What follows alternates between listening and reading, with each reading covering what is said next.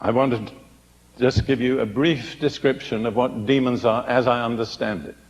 My understanding is limited, but I'll give you the best I have. I think the best thing to say is that they are persons without bodies. Demons have real personality. They have distinctive personalities. One demon is not exactly like another. I remember something so vivid. I was dealing with a man. His wife had come to me and said, "Brother Prince, my husband needs deliverance." And I made a mistake. I prayed for him on the basis of what his wife asked, you see. I never have done that again. If he needs deliverance, let him tell me he needs deliverance. When I started to pray for the man, and he started to get violent. And his wife drew me aside and said, "Brother Prince, at home he throws chairs at me." So I said, "Well, why didn't you tell me that before we started?" Anyhow, the demons were speaking out of the man, and one of them said, "I'm unclean." And I thought, now, I don't want to embarrass the man in front of his wife. I could think of all sorts of unclean things that might be the problem. But I said, you spirit of unclean thoughts, come out of the man." He said, "That's not my name." I said, "Come out anyhow." He said, "That's not my name." I mean, you can't easily understand how much of an individual a demon is. It wanted to be recognized by the right name. Well, eventually it came out, but the last thing it said before it came out was, "That's not my name." I'm trying to impress upon you the fact we're dealing with real persons with characteristic attributes. I've already pointed out, and I'll say again, two things. First of all, the word is not devil.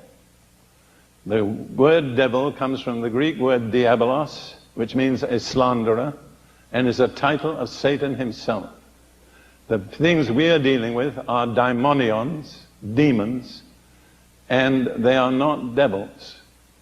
They are another kind of being. Where do they come from? Well, I don't believe anybody has an absolutely authoritative answer.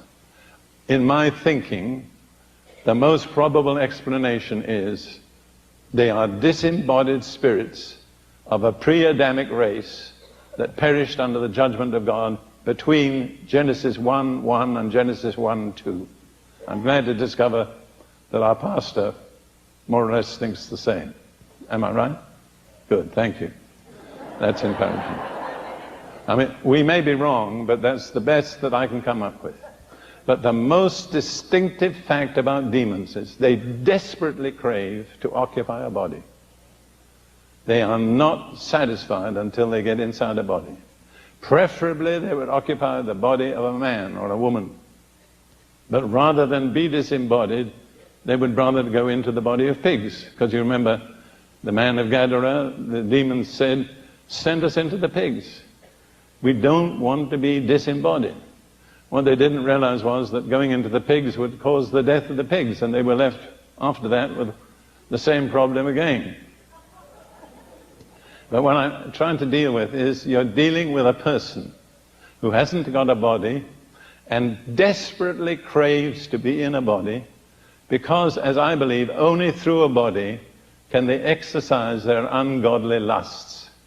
If it's a demon of alcohol, it has to have a human throat through which to consume. If it's a demon of sexual immorality, it has to have sexual organs through which it can operate. If it's a demon of hatred, it has to have emotions that it can play upon to work through. In other words, we are surrounded by an invisible host of persons without bodies, desperately craving to occupy bodies and desperately struggling not to be out of bodies.